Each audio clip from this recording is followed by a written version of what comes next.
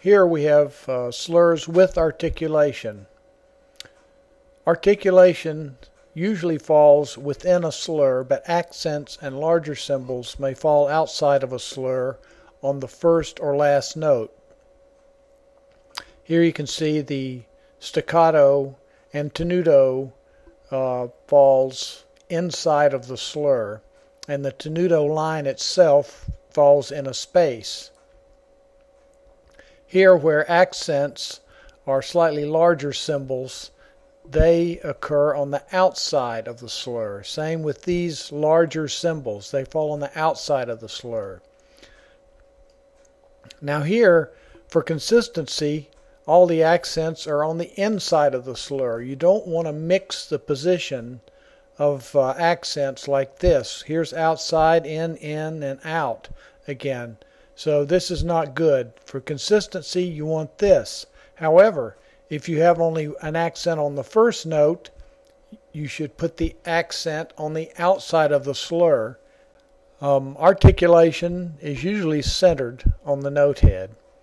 So you can see these accents are lined up with the note heads vertically, except staccati, which may align closer to the stem when on the stem side. So a staccato, while normally, as you showed over here, staccato is centered on the note head when it's on the note head side. When it's on the stem side, it's a little bit, in this case, to the left of center, closer to the stem, but not aligned with the stem.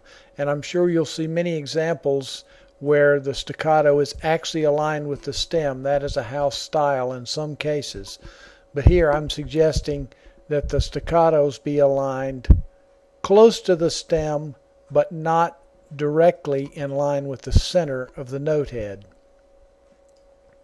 Articulation is placed between the slur and the note head when the slurs are used as a bow marking. Okay, and in this case, do not use a tie in this situation because articulation falls outside of a tie, and you wouldn't have a staccato on the first note of a tie anyway. So here, this shows the correct placement of the slur with regard to articulation used in bowing for the string section. Same thing here. The slur occurs outside.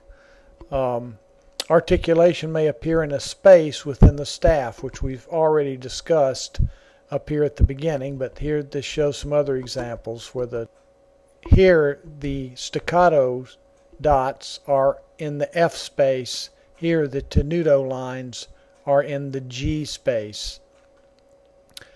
Now smaller articulation are closer to the note head.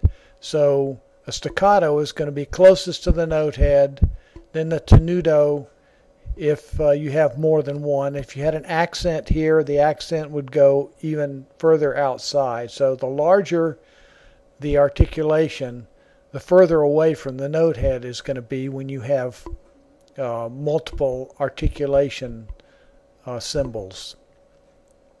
Fermatos usually follow the same rules as articulation with regard to positioning. So here they're aligned on the note head, and here they're aligned with the main part of the chord.